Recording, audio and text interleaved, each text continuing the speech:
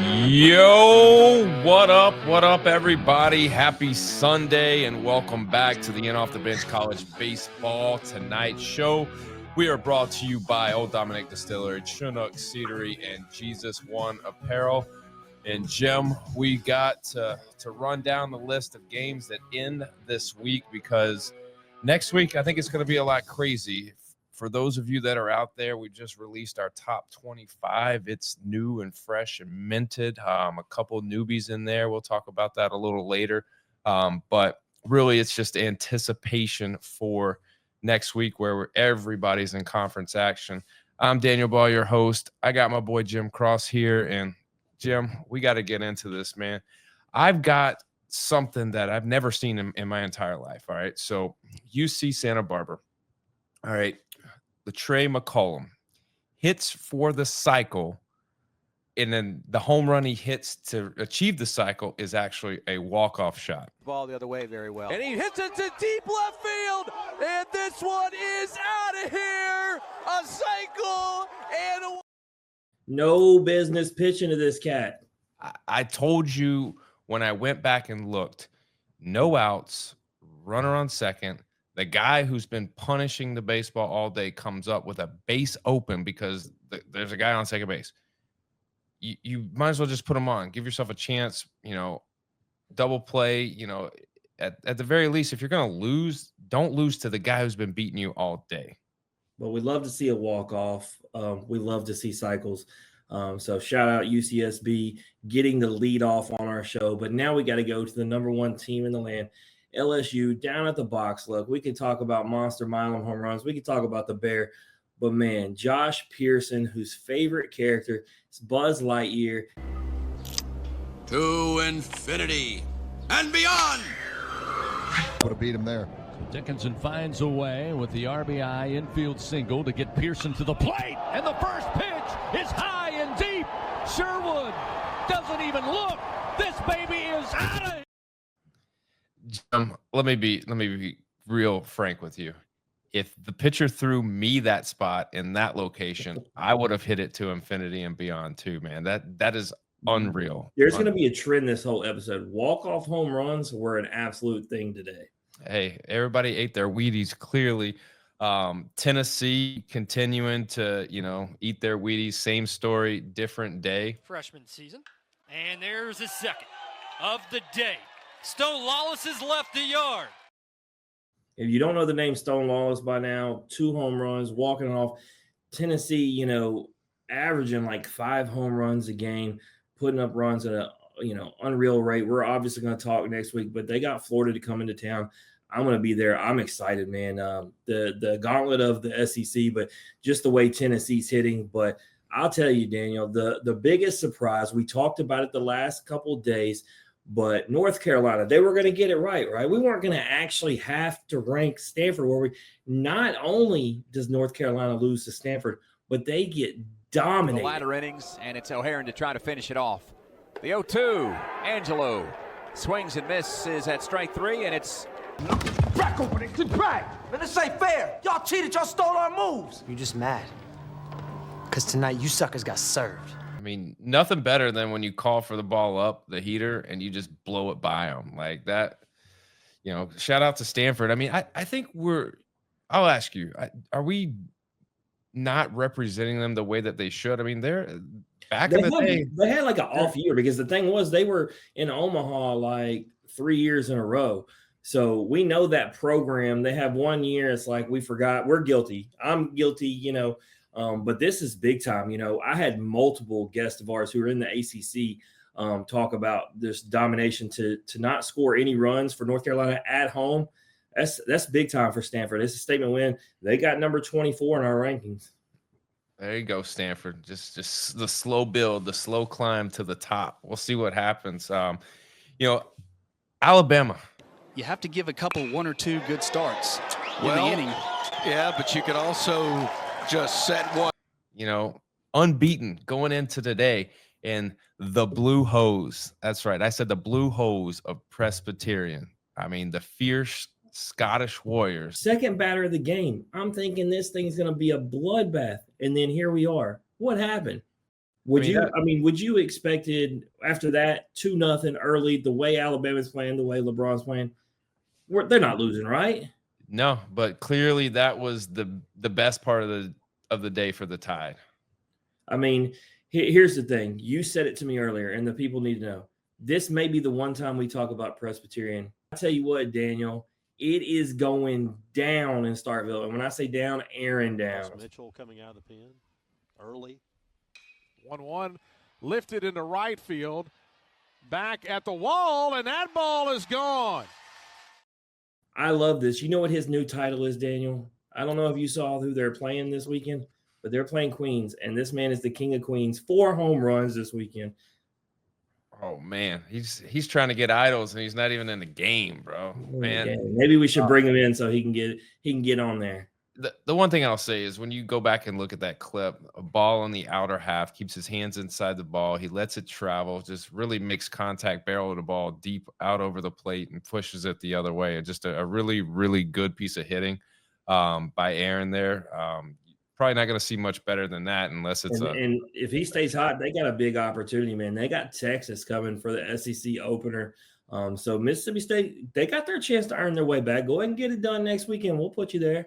Yeah, we'll bring you back. We're all about earning it here. And speaking of earning it, Wake completes a sweep, and Coach Walter earned his 900th. I'll say it again, 900th victory, man.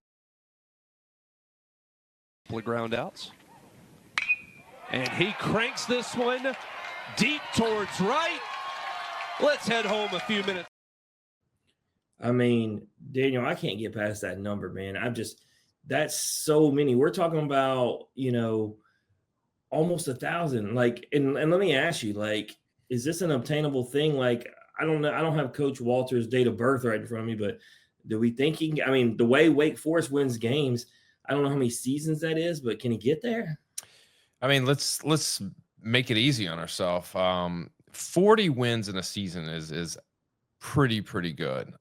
You're definitely having to have a good, regular season. 33.3. We're talking 3 seasons maybe, and 3 or 4. But I'm rooting for him. Me too. I'd like to see him there. I mean, they've got the makings of him wanting to stay. Like, where else would he go? It's just a matter of, like, does he have it in him to give 3 to 4 more years so he can hit 1,000? Daniel, when we talk about elusive, I told you in Oxford, there's a young man named Ryan Mormon who comes out to John Cena's song. You can't see him. It is the best walk-up song to come out to. And I told you all he does is drop bombs. So hits it into right. Hagwood ranges back. He's out of room. Ball game. I mean, I told you the theme was walk-off home runs. It was happening all day. But the reason this one excites me, Ole Miss not getting tripped up, Arkansas not getting tripped up. If anybody other than Tennessee, Florida was playing next weekend, Daniel, Oxford's the closest stadium to my house. I want to be there so bad. You want to talk about a big-time series, one that people didn't have circled. Maybe we did because we believed in Ole Miss, but this Ole Miss-Arkansas series coming up in Oxford is going to be elite. Both swept, took care of business, did not get caught looking ahead. It's going to be awesome. Rubber match Sunday, man. We had some matchups that we talked yesterday where they had, a split in the series, and today was really the deciding game to see who could take the series and take it down. Starting with Boston College, they, take the series in Charlottesville from Virginia 6-3 today. One of those matchups that I told you to look out. Boston College is going to make it difficult. They're going to make it a rock fight, and that's exactly what they did. And what they did was make me excited for next week. I'm not trying to keep going into next week, Daniel, but normally Boston College, Florida State, not studying it. But if you can go into Charlottesville and take 2 of 3 from Virginia, you now have our attention. And now next week, we got a series to look forward to. But very impressed, man. When you go into any team, especially a top 10 team, especially a Virginia team who's been constant and steady, making it to Omaha year after year. So big time. But the other one, man, and you said it, Georgia Tech outlasts Virginia Tech. And I said to you, Drew Burris was going to have to come alive. He does. He hits a bomb. From Marciano, swung on, towering drive, high and deep to left. Watson locating, looking up. That will clear, and it is long gone. Georgia Tech outlasts Virginia Tech. DBU, my university. Were you ever in doubt? Were you ever in doubt? No, never. And you're going to look back on the season. DBU is going to have 40 wins, and they're going to be like, well, how did they do it? And by beating teams like Louisiana today. I mean, took care of Louisiana earlier in the week, obviously took care of Oklahoma. Big week. I expect DBU to keep on rolling. Man, the best series, I honestly only watched highlights all weekend, but I can say from the highlights, I can say from the score, obviously it's Coastal Carolina, East Carolina. Coastal survives on the road in the jungle, 4-3. Me and you both picked it, but I'm not thinking this ECU team is going to go away, but Coastal needed this. We talked about this with these teams. These are the things that are on the resume, and for Coastal to go on the road and get this series, big time. Absolutely. UCLA, we talked about the time difference and, springing head, and it didn't matter. They just down Maryland 11-5. Big win for the Bruins today. Yeah, and, I'll be interested to see because UCLA, they have a tough schedule. And, one of the teams we talk about, will they be somebody who can give Oregon any kind of a competition? Because right now, Oregon sweeps USC. They look well-oiled. So can a team like UCLA give them some competition? Or is it going to be like me and you thought before the season? They're just going to steamroll the Big Ten because we know the Big Ten is not a baseball conference. But, Daniel, I got to ask you, quick rapid fire. You surprised A&M dropped another game? They're reeling. I think they're in big trouble because if a guy named Ryan Prager's not on the mound, it's becoming very tough for them to hang in ball games. No, and it's gonna come down to next week. I think starting conference play, if you continue to play the way that you are to start conference, it's going to be a tough road moving forward.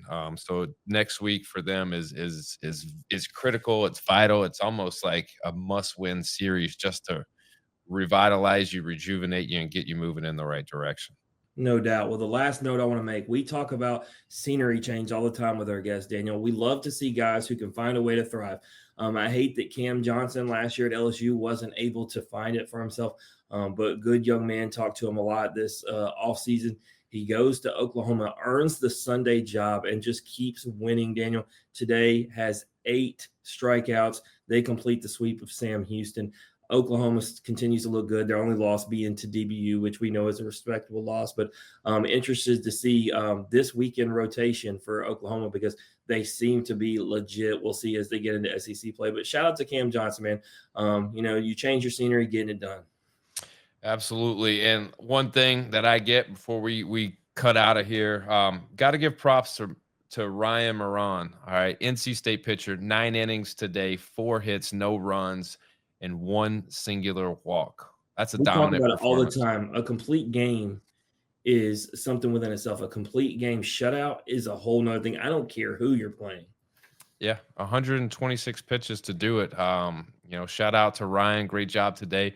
But shout out to all the IOTB guests and everybody out there that's doing their thing, allowing us to do this.